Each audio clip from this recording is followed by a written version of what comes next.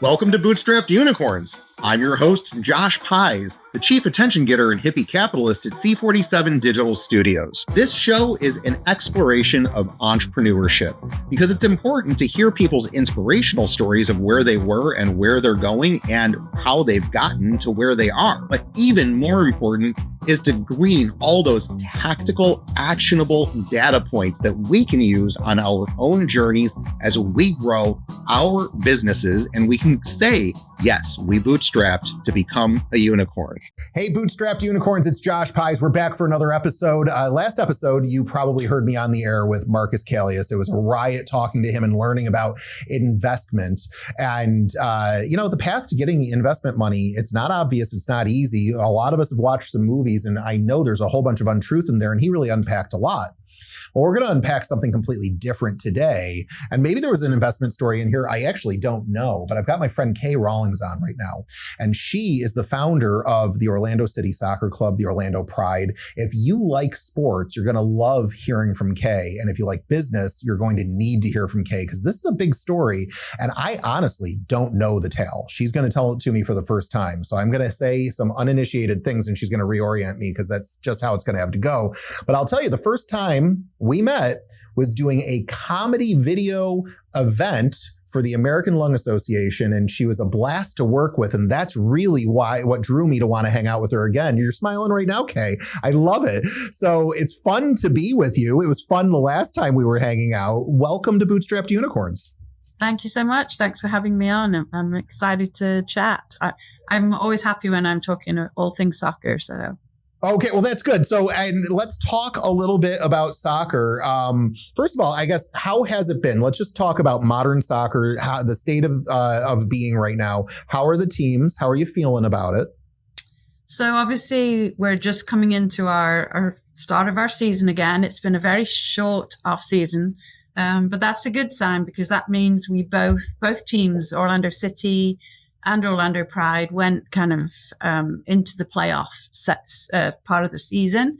So that's always good. And Orlando Pride just killed it last year. I know. They won the Shield, which is technically the hardest thing to do because that means you have to have been good all year round, like for the whole season. And we went on a 24 unbeaten streak. So we ended up winning the Shield and then we went into playoffs and we won the championship as well. So we did the double and we brought a championship home, the first one, to Orlando. And makes me super excited that it was the women's team that did it. That's really cool. And it is the first national championship for an Orlando team. God bless the Magic. They tried and they tried and they tried. But but here we are with the Pride taking it home. And that parade, it's funny. I had forgotten the parade was happening. And I ended up having to try to drive through that traffic mess, which didn't work. I had to get rerouted. But what was really cool about it for me was how serious the fans took this win. The Orlando Pride is no joke when it comes to the fandom and how they've kind of captured the heart of the city of Orlando. And it's moments like that when you see a packed house, packed streets, you really feel it. And so, kudos. I bet that felt good for you. How did it feel? Yeah, that was so special. And for the players as well, because sometimes you're so immersed in the actual game itself. And obviously, we were in Kansas City for the final. There was lots of celebration going on, but to come back to your hometown and everyone to turn out on the streets. And then, we were obviously on the steps of City Hall and there was fireworks and confetti and it was just really, really cool. And the players were given keys to the city. So it showed them that their hometown was showing out for them too. And, they really felt the love that day. It was amazing. When's the first game this season? So the first one for Pride is March, I want to say 6th, but I don't know if that's the home game. The guys are coming up next weekend, February 22nd. Wow. So we here we go again.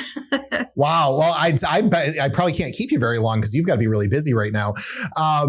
Tell me a little bit, Kay, about how this all started, because I genuinely don't know the story, but there was a time and day when soccer in Central Florida was, it was just hobbyists. It was just enthusiasts, and we didn't have a pro team. And I just can't even fathom what that would mean to say, gee, we should have a pro team and I'm going to do it.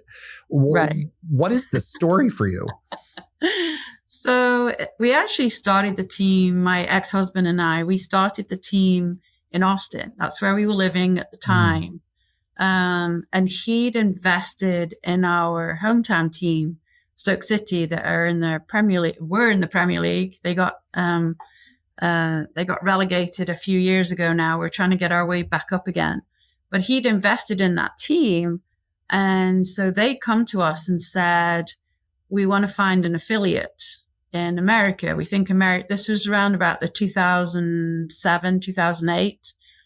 We're looking for an affiliate. And so that was where we started kind of really looking into the soccer landscape and what was the minor leagues and what was major league like.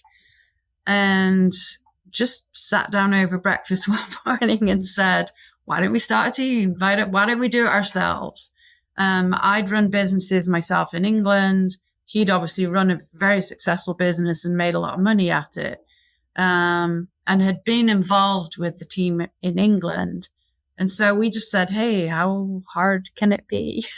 Well, how hard was it? Obviously, we know the end story. Hard. Right. That's what I'm thinking, right? I genuinely don't have my head around this. So now you want to have a team. You obviously have some family finances. You could probably put a couple dollars behind it, but this is an expensive venture and they don't just let anybody in. We know this. No. And so when we started in Austin, we started in the minor leagues. So United Soccer Leagues, who are actually based here in Florida, they're in Tampa.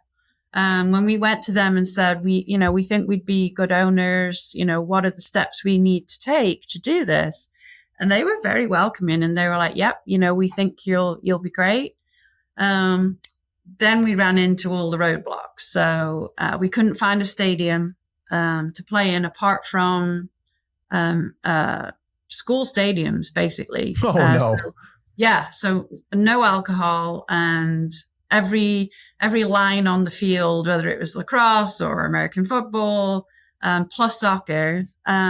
So we had 3 years of kind of pouring money down the drain, I guess, before we said, you know what, this is not working. And it's not, at the moment anyway, it's not going to work. So if we still want to do this, we're going to have to look somewhere else. So we went back to United Soccer Leagues and said, look, we think we know what we're doing. We think we have a good product. We're just in the wrong place. And so that was when they gave us a few options, and Orlando was one of them. And talk about night and day. We came here and this community just threw its arms around us and said, we only have the Magic here. We would like another team. Mayor Dyer, the mayor of Orlando, was one of our biggest. He was in our corner, like right from the very beginning, and said, we want to help. What can we do? Who do you need to talk to? So that was it. So we came here in 2011. We said at that first press conference, we're minor league right now, but we're going to be major league in 5 years. Put that big old dream out there out in the universe and work towards it. And that's what happened. So we had 4 years playing, actually at Camping World Stadium. So I remember those days. Yeah, giant stadium. So not really conducive to what we wanted, but it was still, our stadium, if you like. We were able to put our own mark on it and banners and sponsors and everything else. And we kept winning, which always helps. Yeah, that's huge. Yeah, it's huge. But in the meantime, we'd gone to Major League Soccer and said, look, we want a franchise. What do we need to do? Give us the roadmap. What are the things, the checks we have to, cross off the list? And so that's kind of what we did. And one was obviously getting fans, which we kept winning. So we kept getting more fans. One was bringing on sponsors. And they want to know that you're not just like everyone can get Coke or Pepsi. Everyone Sure. can get Heineken or, but they wanted to know that we had support on the local level. And so Orlando Health coming on board right from the get-go in 2011 was massive. Like they were like the forerunners, if you like. And then everyone else was like, oh, okay, maybe we should check this out. Maybe they've got something over there. And there was obviously loads of things that happened in between. We did a lot of, let's just call it guerrilla marketing, where.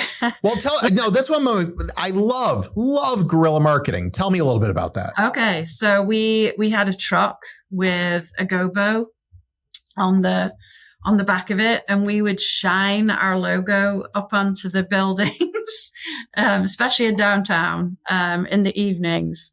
I did that once for my own campaign, and it was for a client doing a dance festival, and we put projectors inside of a truck and shined it on another truck. In parking lots near other people's festivals. We just no permission. That is so cool that you were doing that. How'd that go? It went great. And then when we invited Don Garber, so he's the commissioner for Major League Soccer, still is. We invited him to come to Orlando.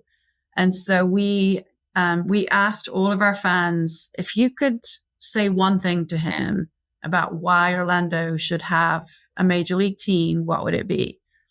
And so we picked him up from the airport and we drove him on this very kind of circuitous route. And every billboard he went past said, "Hey, Don, the city beautiful deserves a beautiful game. Hey, Don, Orlando's ready for MLS." Like all these, he was like blown away. He was absolutely blown away. So we brought him into a pub downtown and all our fans were there.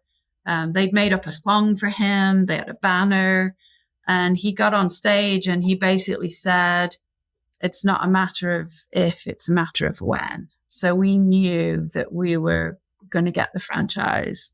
So in 2015, we played our first game in Major League Soccer, obviously still at Camping World, because this stadium I'm sitting in right now didn't come online till 2017. So we played 2 more seasons at Camping World, and we did a hashtag Fill the Bowl campaign, thinking maybe we'll get 30,000. We filled the stadium, 62,500 people. It was another mind-blowing, like, oh my gosh, we did it. That's amazing. That was such a crazy day. And it was a true dream come true day where, you're standing in the center circle and you're just looking around and there's 62,500 people, mostly wearing purple, obviously. It was an incredible day. It really was. What did it feel like to get your own stadium? Oh, incredible. And again, and I don't know how many people know this, but it's one of the only privately financed stadiums probably in the country. I had no clue. So tell me a little bit about that, because I am used to, I think everybody's used to stadiums being publicly financed with, some kind of a lease agreement that's very generous towards the pro team because of tax dollar throughput. It's all based on tax dollars. Sure. What is your story? So we did try for tax dollars, and we did get TDT funding. I think that was 30 million. And we'd gone to the Capitol. We'd gone up there 2 years running to try and get, I think it's like bond money is the only way I can describe it.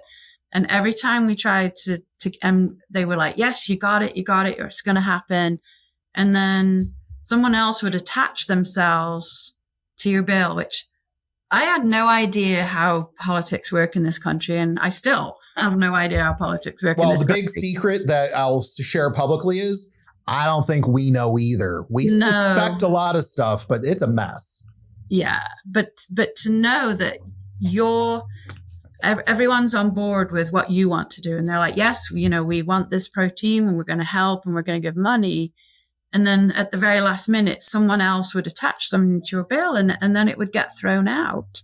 And so that happened 2 years running. And so our majority owner, who we brought on, obviously for the major league piece, because at the time, the franchise fee was 75 million, I think. It's about 300 million now. So we needed to bring on a new investor, and we found a Brazilian billionaire who was, very keen to get involved in soccer in this country. And in the end, after the second time of going up, he just went, we're not going to wait around for this. We can't keep waiting to build a stadium. We're just going to do it ourselves. And so that's what we did. So in 2017, we opened the stadium. So it's 25-5. I think it's the perfect size. I really do. It's the perfect size, and it's beautiful. It's all grass. We have a standing section that we built because we did a conference with our fans and said, we're building a stadium, here's your chance to have some input. And their input was, don't give us seats. We only stand on them anyway. So we built, and we had to get obviously special permission, but I think it was the first of its kind in North America. So they call it safe standing. So you're basically standing on bleachers, but you've got a railing in front of you. They wanted cup holders, because if you bought your expensive beer, you don't want to spill it. So they have cup holders. There are actual seats that sometimes we get a game through FIFA, the governing body, and they mandate that they will only hold games in your stadium, like the US national team, the women's national team. They'll only hold them if it's all seated. So we can flip these. They're almost like a bench seat. So it becomes bleachers. We can do that if we need to. Did you guys have those designed? Yeah. Wow. Yeah. And loads of every other stadium now, especially obviously soccer stadiums, that have built since we did have all done the same. We Isn't that cool to be the innovator? That's really cool. Of course. Always. And the stadium size, obviously we brought the women's team on board in 2016, a little bit sooner than we probably would have. We'd only just gone MLS, and we'd gone from, 15 staff to 25 to 100. So there was a lot of ramping up going on. And the NWSL, the women's league, came to us and said, we're growing and expanding. We're trying to show that we're growing and expanding, and we would love you to have a team. And we said, yeah, we'll do that, but give us another year or so. Let us get, this big growth that we've just had. Let us get our arms around it a bit more before we expand more. And they said, no, we really need you to do it now.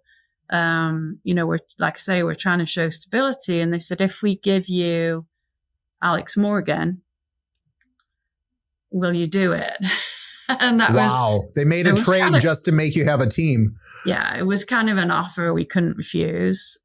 So because when we'd started in Major League Soccer, we'd had Kaká, he was a Brazilian legend, old kind of superstar. And now they were offering us the same kind of thing to get us off the ground with Orlando Pride. So 1 year later, we made our entry into women's soccer as well. So yeah, it's our 10th season this year. Wow. Are you doing anything special to celebrate 10 years? Yeah, we'll have. I mean, obviously, I think the big piece obviously is that we won the league and the Shield last year. So we're still living off of that kind of bump that we got. But yeah, we'll have alumni throughout the year, come back, and we'll do some special kind of fun things. We're going to raise a banner in the stadium, obviously to commemorate the winning the championship last year. So yeah, it's going to be a fun year. It's going to be a really fun year. Would you do this again? If you could go back to yourself 20, 30 years ago and just say, hey, just to peek into the future, this is about to happen. Would you tell yourself, take a different path? Or would you say, no, you charge forward, this is going to be good? Charge forward. It's been, obviously ups and downs, of course. There's no successful business ever got there by doing everything right the first time. I totally would do it again. It's been a blast. It's been just loads and loads of fun. And just all I think for some of it, for me, and obviously, my pillar of the club was the community piece, community, social impact. As a sports team, you have an incredible platform. You have a way of reaching out to people across the globe. I mean, we have supporter clubs in many, many different countries. It usually happens because you have a player and suddenly everyone in El Salvador is a fan because we've got, the captain of the El Salvador team is playing for Orlando City. But we've got a global reach, which is a really cool thing. But I think for me, it's whenever I talk with our supporters and they tell you things like, we started tailgating and now there's 3 families and we're like besties and we go on holiday together or we have barbecues together. Like you brought together a community. You brought people together around, something everyone can get behind. It doesn't matter your political persuasion, your sexual persuasion, what you do for a living. You can have a judge standing next to a bricklayer but you're all wearing purple and you're all coalescing around your team. And that's what sports can do. Like it's an incredible, communer. Like it brings people together from very, very disparate groups, but you're all supporting one team. Yeah, it really is a great equalizer in a beautiful way. Yeah, that's awesome. So if I wanted to start a sports team, what I can't derive based on your story an obvious clear path. You've got a very interesting path to get to where you've gotten. Are there steps that people take to do this? Is there a school of thought? Yeah, there are definitely 2 paths, and ours was the kind of the building one. So we had building blocks. So we started as a minor league team and made our way to the major leagues. Some teams just come straight in. You have to get people with a lot of money together. And, I know our fans for sure take the mickey out of other teams. They'll sing it to them, built, not bought, that we're built, not bought. Or you ain't got no history. There's one team in New York that they sing that to. NYCFC, you ain't got no history.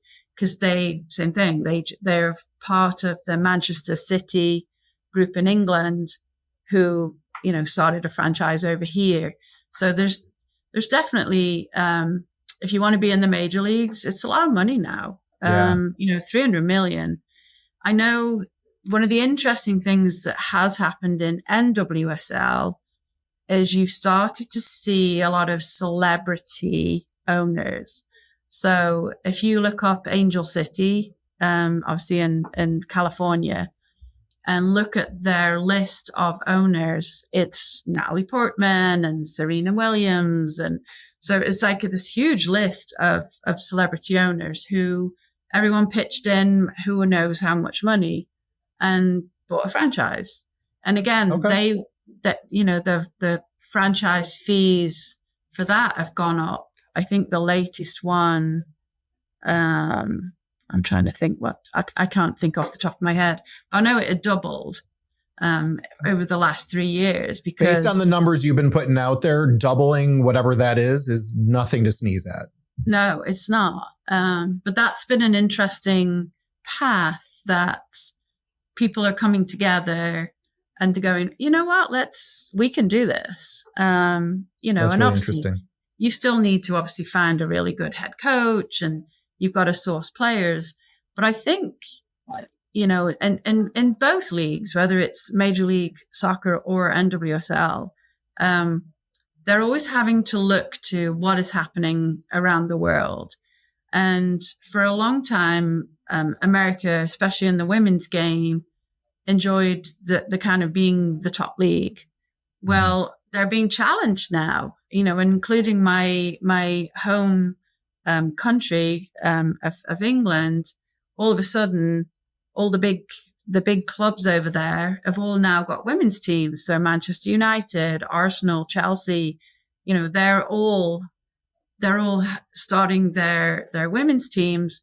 The Lionesses, won their Euros. So there's a lot going on over there, and we need to be cognizant of that and making sure that we are retaining players over here. How do we make sure they don't want to leave? What kinds of things can we do? And that's part of the way my role has kind of morphed. So I have someone else now who's mostly running the foundation and community and social impact. I obviously do a lot of public speaking. Imagine that. Could talk for a living. But I also, one of the big things I've done over the last couple of years is worked with the Pride players. They still don't earn anywhere near as much as their counterparts in Major League Soccer. Some of them, but not for the majority, they don't. So in their 30s, they're going to retire. Mm-hmm. They're going to have to, and now that means finding another job.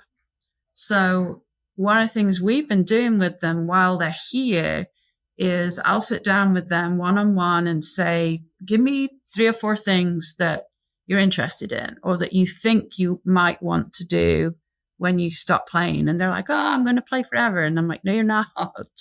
You're really not. And why not think about it now where you can start building towards that? Maybe you want to go back to college. We have great relationships with all the colleges. You could maybe start doing, evening classes. Maybe you want to be, we've got one of our players who's been job shadowing over at Jewett Orthopedic. Wow. And they've basically said to her, when you're ready, we will have a job for you and we're willing to pay for your college. So, wow, that's cool. Yeah. And she's still playing and she's got years left, but she's seen the sense in making those relationships, out in the community. And, I said to them, I know, or us as a club, we have amazing relationships across this region. Whether it's the Space Coast, we've got one girl who has a degree in aeronautical engineering. Wow. Well, we got the Space Coast right there. We got Embry-Riddle. We have so many connections for you. Let us introduce you to a few people now. Start that conversation, start figuring out, is there a particular branch that you might be more interested in than another? But do it now. Yes. Before you suddenly go, this is it. I'm hanging up my boots and now what am I going to do? You're doing them a great kindness. But what I find interesting is that, a lot of people wouldn't be aware, I don't think at least, that Orlando is a great place to have a family and build a life. Right. So many outsiders just think of the mouse. They don't get that we've got what we have here. So you bringing the community resources that you have to your players who may not know Orlando the way you do and the way I do. Right. What a kindness to them to help them discover not only the future career, but also the place where you can really make a home. And I don't think outsiders understand how much of a home Orlando is for us, but could be for others. Yeah. No, and I was one of those people before I moved here.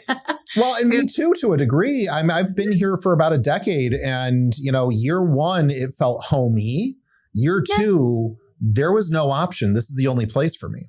Yeah, no, I love it here, and again, so many resources. So there's a National Entrepreneur Center here where you can go and get free advice. So if you're thinking about, when you finish playing, maybe you want to start your own business, maybe there's something that you're good at or you're really interested in. Here's a place where they will teach you how to do the financial piece, how to write a business plan, all the things that you have no idea, you need to know before you start a business. Someone's there, right there holding your hand and helping you get through that. So I just think, it becomes a recruitment tool. It becomes a retention tool because all the players talk. If someone's thinking about joining Orlando Pride, that they will have called someone on the team and said, hey, tell me what it's like. What are the training facilities like? We do things for both teams where we help them find housing. We make sure obviously Orlando Health are amazing and they get a concierge that they can just call any time of the day or night, if their kids are sick or whatever. We help them if it's, if they've got kids, helping them where are they going to go to school? We help them do that. You take away as much of the kind of things that go round and round in their heads, take those away, and then they play better on the field because they're being taken care of. They get access to a nutritionist, to a physical therapist, to massage therapists. They get fed twice a day. We take care of them. We look after them. Gosh, I wish I was a soccer player. Me too. Me too. Well, that's one sport. Me and running, I'll tell you, we don't jive well. Well, and one of the other things, and we had a stadium full of kids yesterday, high school kids, to talk to them about working in sports. So, one of the things, again, I do that too, go out to schools and say, everyone wants to be playing on the field. I get it. However, it's a 1% of people that make it. However, you can still work in sports. And we have 8 people in the finance department. So I say to them, maybe you're good with numbers. It's a really fun office. There's soccer balls being kicked around all day long. Maybe you're good on the computer. We have 3 people in our graphic design department. We have videographers, photographers. Someone has to cut the grass and keep it pristine. That's a job. And then some of the jobs that, maybe they haven't even been thought of, but some of the newest ones, you may have seen the players on the field when they take one shirt off and put another one on, they look like they're wearing a sports bra. It's actually a GPS tracking system. What? Yes, I know. And so why would you GPS them? What are you doing? So they wear it during training and during the game, and it tracks how far they ran in the game, how, what their heart rate got up to and how well it got back down to resting, or to at least, how quickly can it, because they do bursts of speed and then. Sure. So it can measure all of those things. So that's now a job because someone has to read the data. Then they sit down with a nutritionist, they sit down with the physical trainer, and they come up with a personalized plan for each of the players. This is what you need to eat. This is when you need to eat it. Your left side, you're not working hard enough on that side. Here are some exercises that you need to do to build up that particular. It's incredible, but that's a job. And that was never a job, like even 10 years ago. Technology is so cool. That is unbelievable. How do the players feel about that level of intel? Is that exciting to them, or is that annoying to them? Yeah, they love it. They love it because, and one of the things, and I keep close ties with a lot of players, even when they leave. So, they keep me up to date with what they're doing now. But that first month or so is the hardest for them because they have had someone tell them what to eat, when to eat it. Every day you get up and you train and whatever, your life is kind of mapped out for you. And the hardest thing that, I hear from the players is, I don't know, like I can sleep in, or I can eat what I like. It's a hard transition Yeah, to suddenly have that freedom, if you like. But they like that regimented, I know what I'm doing every day. Like it helps me, figure out my life because I know this is this, and it's a hard. They actually like it. God bless them. That's a fascinating. I mean, they're so committed to the game. If they've gotten to be elite enough to be a candidate to be on the team, they clearly have the right elite attitude for that as well. That's very commendable. And your body is your job. It's your tool. Yeah. So to know the optimum way to look after it and the longevity piece, even doing things like Pilates and yoga is really great for players because that again helps them with muscle flexibility and, all the rest of the things. It helps them not get injured in the same way because they've, they know how to take care of their bodies. And they can then play for the maximum number of years. I think we had last year, we had the least injuries across the league, certainly from MLS track, those things. We had the least injuries, which tells me that our team at the training center are doing an amazing job because they have kept them at peak fitness and taken care of them, once a game is over, whether it's those horrific ice baths or the cryogenic, things that they go in. I cannot imagine ice baths. I grew up in Rochester, New York, where everything was an ice bath from about November 1st through about April. And just getting snow in your jacket when you're playing as a child was enough for me to know that an ice bath is a terrible idea. Yes. It is not enjoyable. The fact that people are spending thousands of dollars to deliberately have an ice bath in their yard is not a trend I can get behind. Nope. So are they doing that at the stadium? Yeah. So we have ice baths, but we also have it's like a chamber. So it's not actually wet, but it's still, and you sit in it and it's like really, really cold, but it mends any kind of muscle and tendon tears. It mends them so much faster. I see the point. I like the science. I definitely do. But still not going to persuade me. No, peace out. I'm good. Yeah. So, hey, out of curiosity, I'm sure you keep your finger on the pulse of things that are going on in sports to a degree. Uh-huh. Have you discovered the Savannah Bananas yet? Yes. Oh my gosh. Aren't they great? I read his book too. I don't know if you've read his book. No, so Jesse is friends with one of my friends. And so I get a lot of behind the scenes chatter, but I have yet to read the book. Is it a good read? It's amazing. We pass it around the office. I think more than anything because of their attitude to the fans. Mm-hmm. They recognize there's no game, there's no team without the fans. And I mean, even think like the parking penguins. Oh my gosh. Like I would love to have parking penguins. Well, the thing is, it strikes me, and I bring it up because the way you talked and gushed about the fans and the relationship and the community building was reminiscent of their passion for their fans. And so I was hoping that you had discovered them because I know it's different, right? You don't have a comedy show happening. It's very serious athletics. So they have serious athletes, but there's definitely a comedy and family-friendly comedy show going on as well. That's different. But the passion for the fans, I don't think it's different at all. No, and it's funny. I actually did a TEDx talk,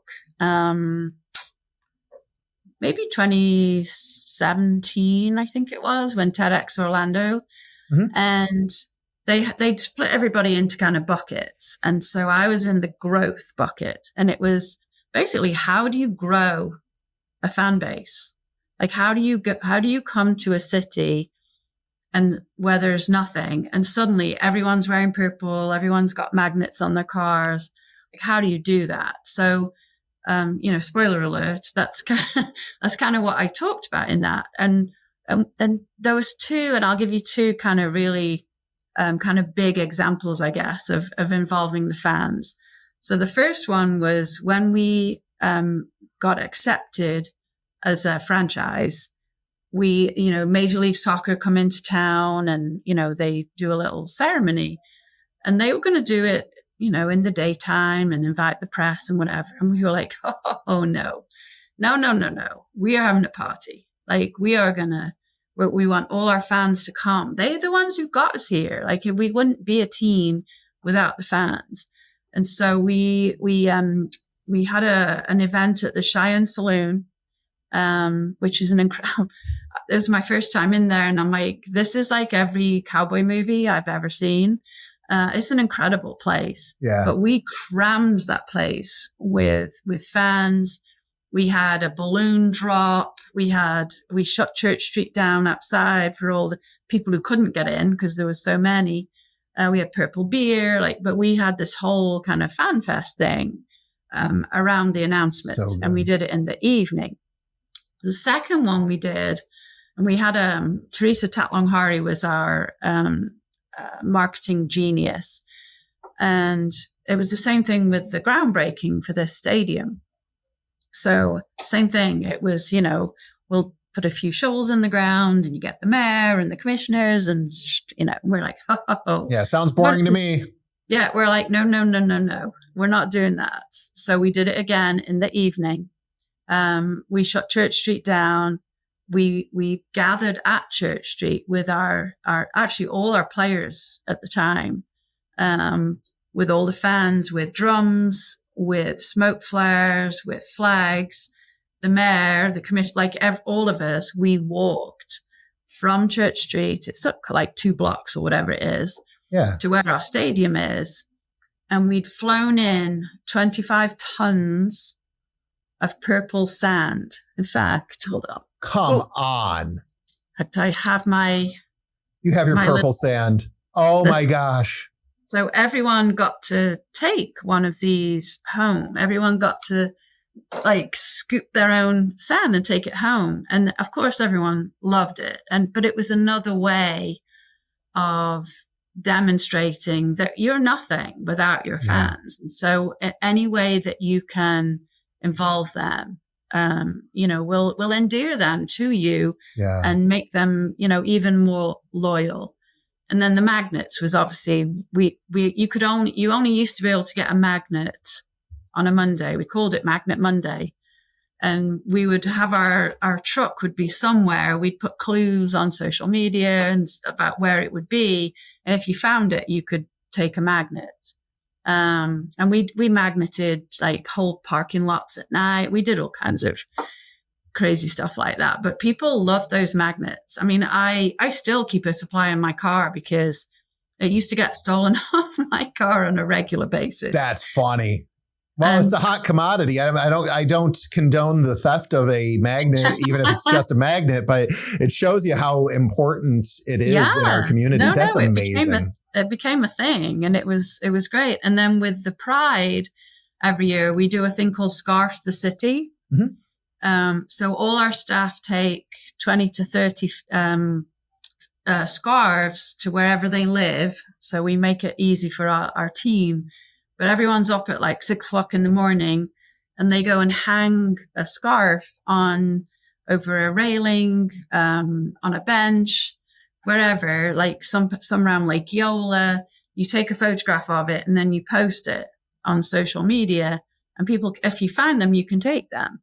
And then some of them had a special offer on them. So there was flights, there was tickets to the game, all kinds of fun. Oh my gosh, people, it's like a big scavenger hunt. People love it. They absolutely love it. What a riot. It's funny you bring that up because you met Marcus as we were changing over from last episode to this episode. He's an investor in an app called Yaystack, which is a giveaway geocaching gamified advertising platform that matches the spirit of what you're doing. So if you ever need to do that in a digital way, I got your guy. Okay, that's so cool. Yeah. People honestly love it. And it's also good for, I live kind of Milk District, Colonial Town kind of area. So, all of those businesses around there, they love it too, because they get, you take a picture that at least gives a hint of where it is, and they love it because people are coming around oh, I didn't even know that was there, somewhere to come back to. That's fun.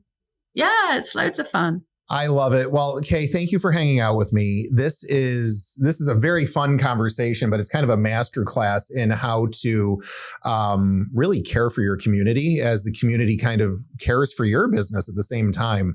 There's a symbiosis there that is a really beautiful reality. So, hey, Bootstrapped Unicorns, if you weren't watching this episode with purpose, I want you to go back, and there's a couple of things you want to listen for. One, there's a perseverance to the journey and growing to MLS and getting the pride in that I think is completely instructive. But number two, people are everything, as you rightly know this, but how to care for people, there's different ways to do it. And I think Kay and all of the people that surround her in this organization have figured out how to really embrace the community as the community embraces the team. And it's become the truth. And I wasn't this way prior to their presence, but now Orlando is soccer and soccer is Orlando. And if you haven't figured that out for you, you haven't spent any time here, because take 5 minutes and walk down the street and you can feel it. We are a soccer town. We are a soccer city. And that all started with one person's dream. Kay brought it. We can thank her for us being an Orlando soccer town. And that's just the truth. So next episode, we're going to go over the next big thing. I have no clue what it is. I always promise you it's going to be important. It's going to have value. This person who's going to come in here is going to drive real good things in your life. So you just have to show up. Before I tell you to get back to work, I just want to say, Kay, you're awesome. Thank you, thank you, thank you. This was fun. We need to do something together again. I don't know what it is. We'll figure it out. Come to a game. Oh, you got that. That's no problem. Last time I was at the stadium, I was running around with a camera crew trying to chase the American lung people. And I figured out that I need to work on my cardio. That was a day. Yeah, for sure. Come as a guest. Okay, sounds good. And Bootstrapped Unicorns, as I always end the show, you need to get back to work.